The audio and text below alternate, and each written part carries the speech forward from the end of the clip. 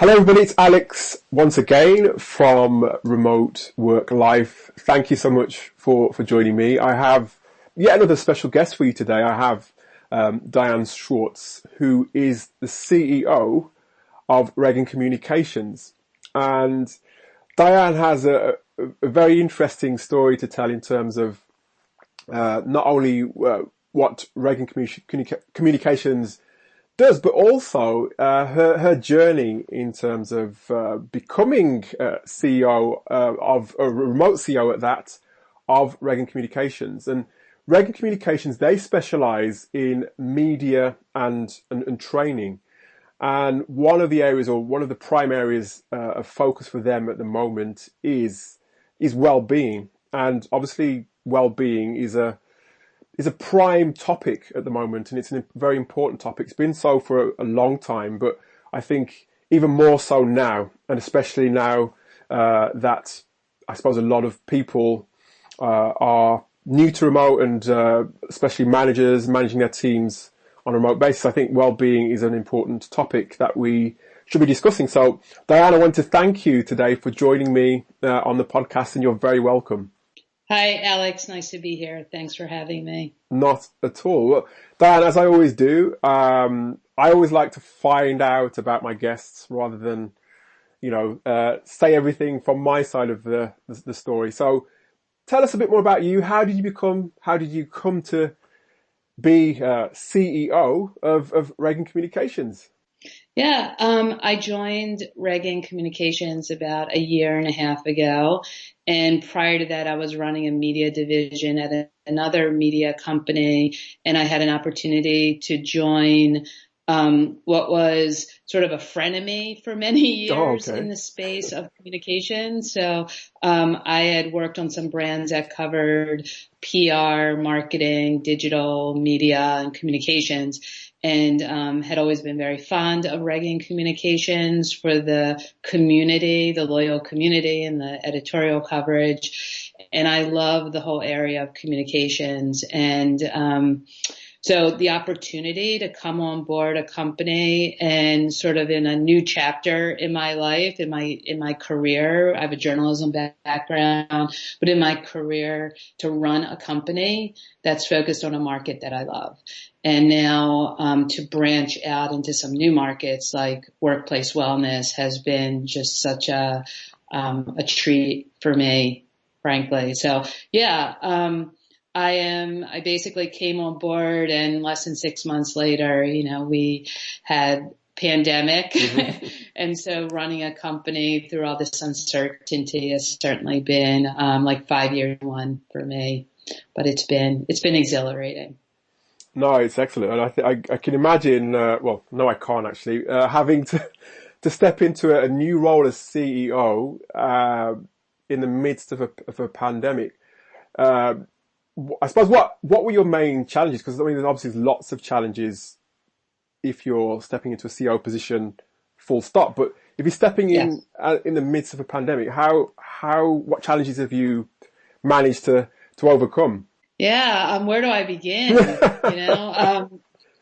So I've always, it was a triage situation, really. I mean, it's sort of like, what are the priorities? And that's always the same. We were in a crisis, really multiple crises between the pandemic and social justice issues, even the election season.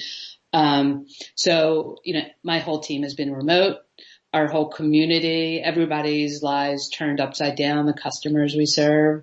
So the priority number one was our team and making sure that everyone was safe, and that I, as the head of the company, and my executive team, that we were communicating often and transparently, and that we were very mindful of the products that we were providing to our community during this difficult time, helping them navigate this, really difficult time for most communicators and most of their companies and their employees. So really getting our team in place, our house in order, making sure everyone was safe, everyone understood what their jobs were. Their jobs were changing before their very eyes. We went digital right away with everything that we did. So we had to put a lot of things in place quickly. So remotely. We were already a remote company. Probably half of our employees were already working from home at least, 50% of the time. So we got into that groove very easily, the whole work from home groove. So that was an easy part of it. The hard part has been, the isolation and that people feel, the grind, the daily grind. On the flip side, the positive has been the communicator within organizations has been key to helping organizations get through this crisis. Communicating the messages, helping executives communicate those messages, managing the brand, managing all the changes. So we've felt really good at Reagan about what we've done, how we've helped the community. So it's a good feeling at the same time. No, it sounds good. And it sounds like, you're being used to working remotely is definitely an advantage, but it's by no means, a silver bullet because these are just totally alien circumstances to us all. So yeah, I admire you for taking that challenge on. And, it looks as though you're creating something that's not only just within your team, but it's something that will also help to serve a wider audience because before we came on air, we were talking about the importance of workplace well-being. And I think obviously that's at the forefront of your mind in terms of your own team. But tell us how Reagan Communications is shaping up to basically help others who are, having those sorts of challenges. Yeah. So as I noted, we've been covering the internal communication space, so employee communications, corporate culture, more from the communication side of things. But we had been seeing over the last couple of years that HR and communications, those two departments, have been needing to work together. Whether they do or not is a whole other thing. But it has been accelerated by COVID-19, the pandemic, and the crises that have come out of that. So the mental health issues, physical health, social well-being, financial health. One of the biggest stressors has been, financial well-being. And so all of these things have crashed into 2020 and become a real issue for almost every organization, large and small. So we had been helping communicators to navigate this, but without the breaking down of the silos between HR and communications, a company can really can't navigate providing, well-being offerings to their employees. So we launched the Workplace Wellness Insider, which is at reaganwellness.com. And we are helping HR, wellness, benefits, communications executives, and, rising leaders to determine what are the best options for helping their employees be healthier, sort of bring their whole selves to work and their healthy selves to work. Generally, healthy workforce is a healthy company is kind of the angle that we are looking at this from. And there's a lot to unpack there, I know. But we feel like wellness managers, HR directors, they need help in figuring out how do I really truly help my employee be happy at work, be healthy at work, be safe at work, and be productive at work. Mm-hmm. No, certainly. And I think as well, before we got on the call, you were alluding to how wellness now is so important. It always has been important. It's just that it hasn't been addressed in the way it is now. But the reason why it seems to be probably getting more of a spotlight now, not just the situation, but it also has a direct impact on the bottom line, as again you were alluding to before. Is that what you're seeing? I mean, what are you seeing that in terms of people are now taking up programs and training because they have a realization, I guess, that it is affecting their bottom line? Absolutely. I mean, some of it is, bottom line oriented, but when you look at this year that we've been through, and there are a lot of factors. I mean, for one, there is the feeling of isolation. So there's, mental health issues that come out of that are very serious for organizations to deal with, and it's a very sensitive matter as well. So there's that. There's the layoffs and the furloughs and the pay cuts that have impacted not only an employees' finances, but their families, right? And what they can do. There's physical issues aside from those who unfortunately, have been sick with COVID-19. There are people who have been putting off going to the doctor, putting off surgeries. There's the intersectionality of all the chronic diseases that employees have that are, I think, in 2021 going to be a real issue for companies and their insurance plans and the benefits that they're paying for. So, and then there's, diversity and inclusion and equity, and back in May, with the murder of George Floyd, then the social justice issues and employees holding employers accountable for the stands that they take and the safety that employees feel in the workplace. So all of this has come to a head, I guess, in 2020, and we're going to see it play out in positive ways in 2021. There are a lot of trends already that we're seeing that will have a positive impact on all of us as employees, whether we're working from home or in the office. I think employers now see their number one customer is the employee. If, your employees aren't well, it's likely your business is not going to be doing well.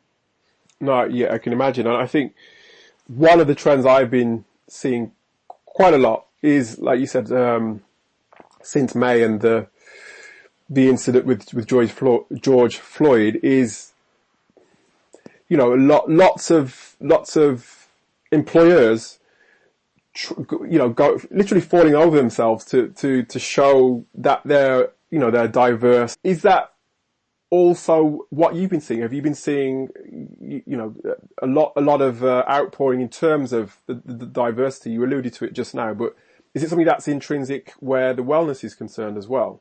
Absolutely. I mean, that falls into sort of social well-being and safety, feeling safe at work, feeling included, feeling like you can bring your whole self to the workplace. One of the issues, and this is where communications really can play a role here, is one of the issues that not every brand, but a lot of companies rush to make statements, in the May through August timeframe. And even now, sort of taking a stand. And meanwhile, they don't have their house in order, and they have their own intrinsic problems internally. So we're seeing that now organizations are recognizing that they need to bring in DEI officers. They need to bring in their communicators and wellness people. They need to bring them together into a room and set up programs where they're listening to employees. There are, employee resource groups that larger companies tend to launch within their companies, whether it's an employee resource group for their Black employees, parents, mothers, even book lovers or whatever, to bring different groups together. But these are really important so that people feel a sense of community at work. And there are a lot of ideas that come out of that too. So really listening, which costs nothing, by the way. DEI, there needs to be investments made by companies on the financial front, but there needs to be time invested in just listening to employees. In terms of hiring, we're going to see, more diversity within the ranks of, boards and the executive suite, just in terms of employees demanding that. They're not going to work at companies that don't do right by them. And that's a big trend that we're seeing. And the communicator, plays a pretty big role in getting that message out, and HR and wellness plays a pretty big role in, like on the ground, like actually executing a lot of these initiatives. So there's going to be a lot of positive, I think, in 2021 coming out of all that we learned this year on that front.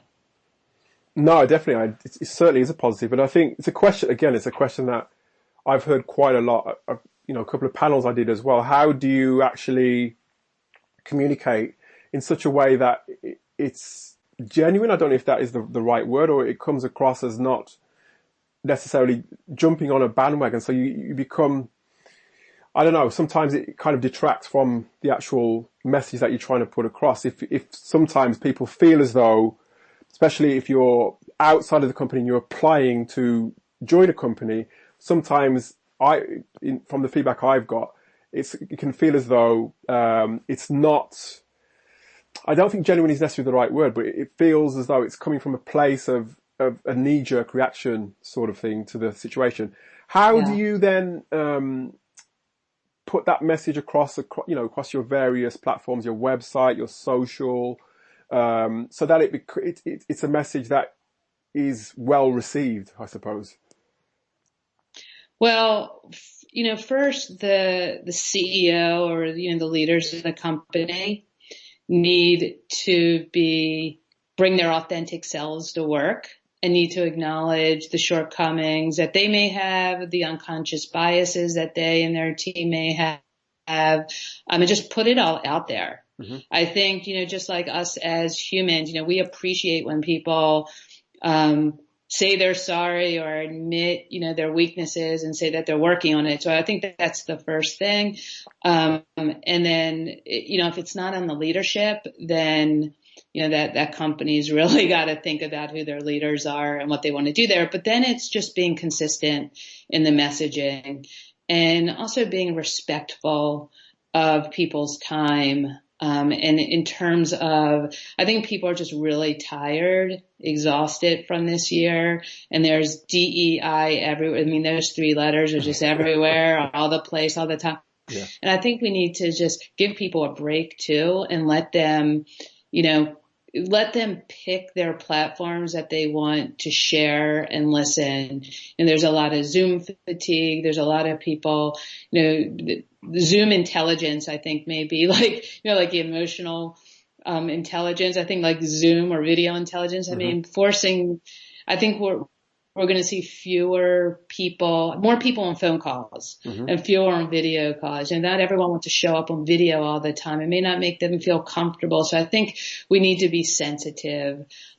Leaders need to be sensitive to the spaces that especially remote workers are working in.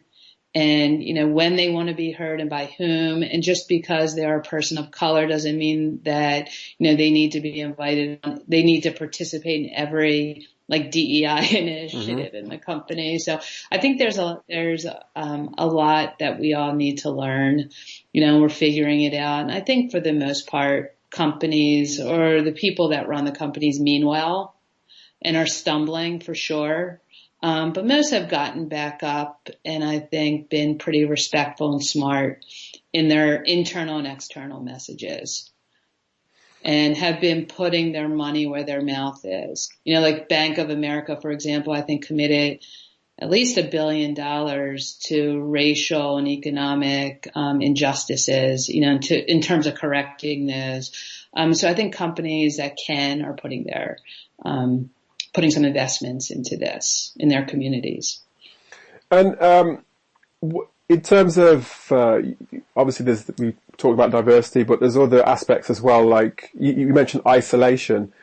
How are you seeing, or what's the perspective of Reagan Wellness on how managers can support their staff through isolation and those sorts of situations?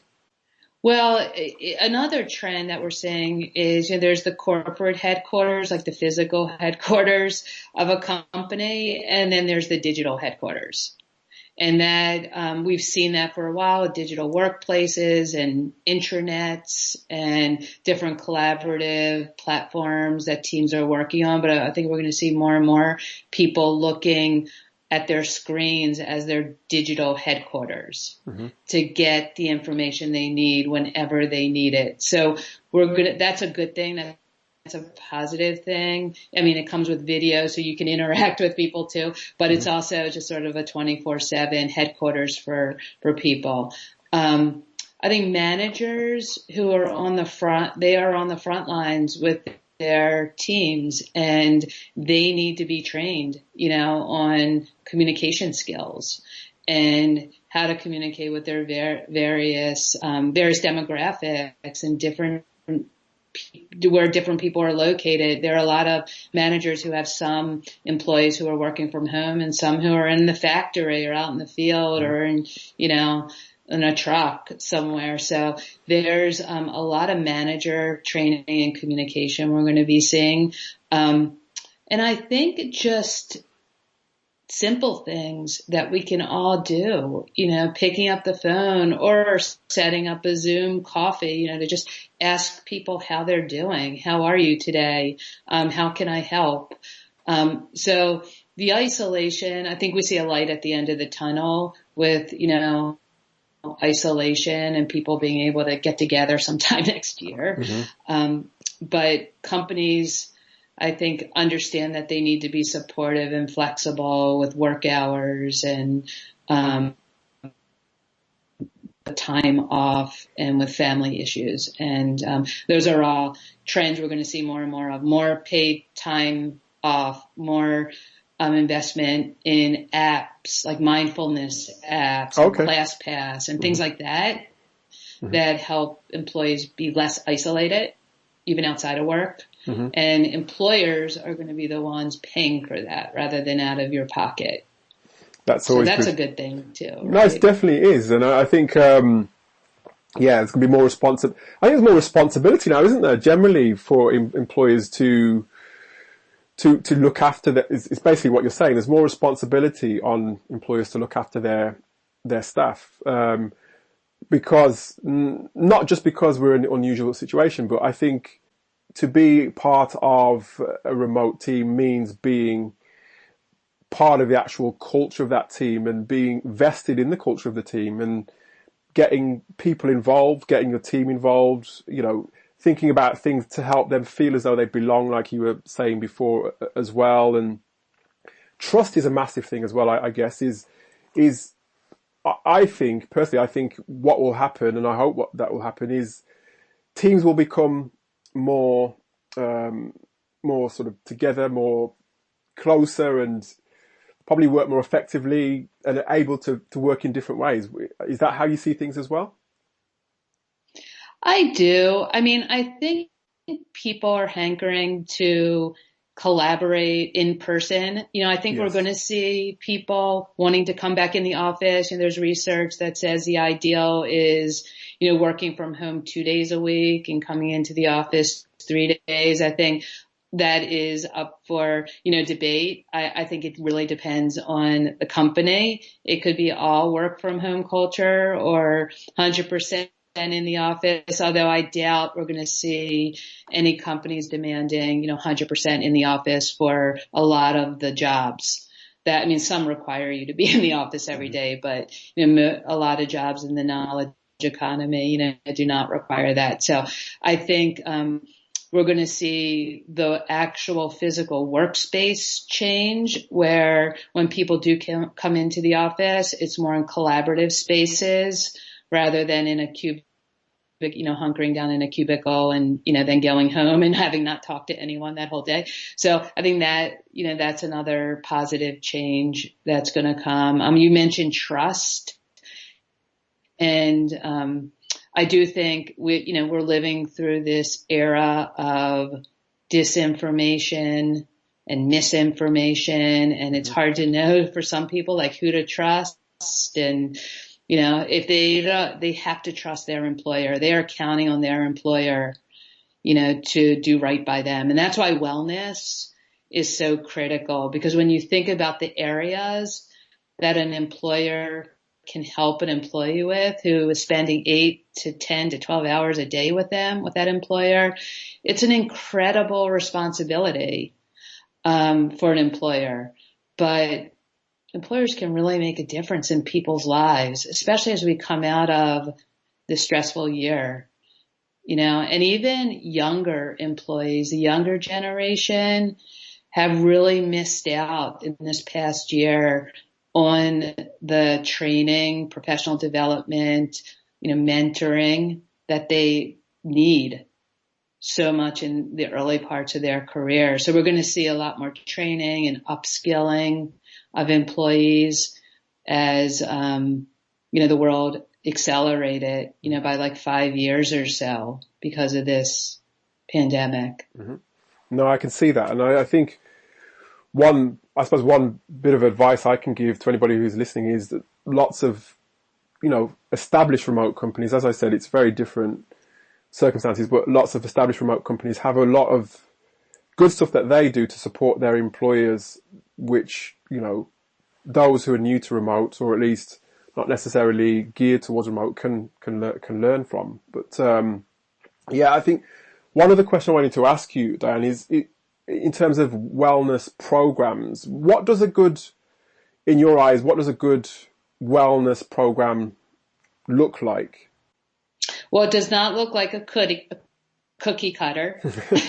So, I mean, it's very much, a holistic program that is unique to that company and its employee culture and the needs of their employees. But it covers all areas of wellness, and so whether mental health, physical health, financial health, social, emotional, and that's a lot, right? That's a lot. And obviously like the healthcare benefits, I kind of put that as a given, the health insurance side of it. But, the well-being and allowing someone to bring their whole self to work, again, a healthy whole self to work. They're mentally healthy, they're physically healthy, they're physically healthy. That's, employers, their role as an employer is to improve their employees' well-being. Employees are giving a lot to their employers, and employers have to give back by providing, resources for them, whether it is, the employee resource groups, whether it's apps, whether it is coaches, substance abuse coaches or financial health coaches. It's listening meetings, which, some of these things don't cost very much. Others are obviously a bigger investment and harder for smaller businesses to pull off. But there are a lot of, like social programs and contests and surveys, pulse surveys. All these things are part of that holistic approach to a wellness program. It's not rocket science. You listen, you survey your employees, you look at the data, which is really important. You can't just guess. You have to use data here. Of course. You look at what the data is telling you. You listen to what your employees are telling you. You put those two together and you come up with the best plan that's not going to break the bank, but is going to improve your culture. No, it sounds good.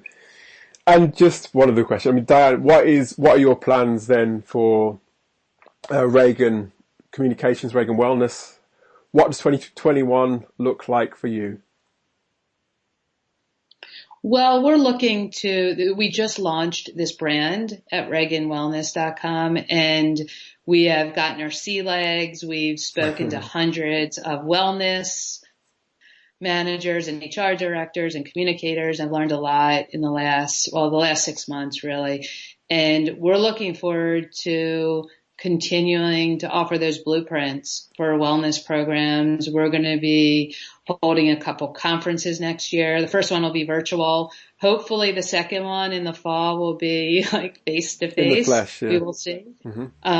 Research, we're going to be doing, we have lots of, professional development workshops and other things for our audience.